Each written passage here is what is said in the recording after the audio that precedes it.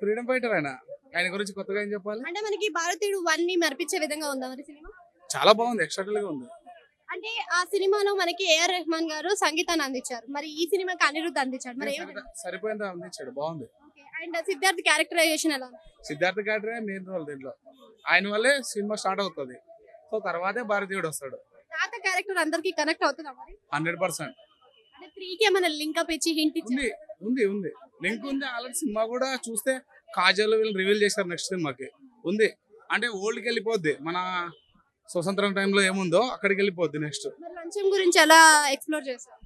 లంచం అంటే ఎలా అంటే ఎవరింట్లో వాళ్ళు సరి చేసుకోవాలి, మీ ఇంట్లో మీరు ఏం జరుగుతుందో చూసి మీరే సరి చేసుకోవాలనే కాన్సెప్ట్ ఉంది ఇంట్లో.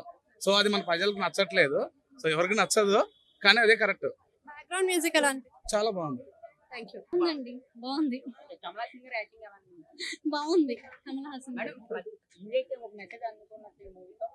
అనుకోవచ్చండి. అయితే ఇందులో మనకి కమల్ హాసన్ గారు కొత్తగా కనిపిస్తున్నారు. అంటే ఇప్పుడు జనరేషన్ వారికి కరెక్ట్ అయ్యే విధంగా ఉన్నారంట, నిజమేనా? ఉందండి, ఉంది. అంటే భారతీయుడిని మైమర్పించే విధంగా ఉందా మరి ఇది? ఉంది అండి, ఉంది.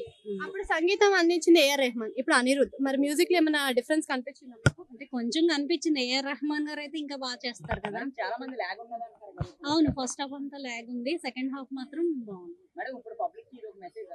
అవునండి. సిద్ధార్థ్ గారి క్యారెక్టర్ ఎలా అనిపించింది? బాగుంది. అంటే దీంట్లో కొన్ని కెమియో రోల్స్ కనిపించాయి కదా, రకుల్ ప్రీత్ సింగ్, ఇంకా కాజల్. సింగ్ పెద్ద లేదు కదా, క్యారెక్టర్ లేదు కదా పెద్దగా, ఏదో కొంచెం కొంచెం. ఆయన బాగా చేస్తారు. సిద్ధార్థ్ అందరూ బాగా చేస్తారు.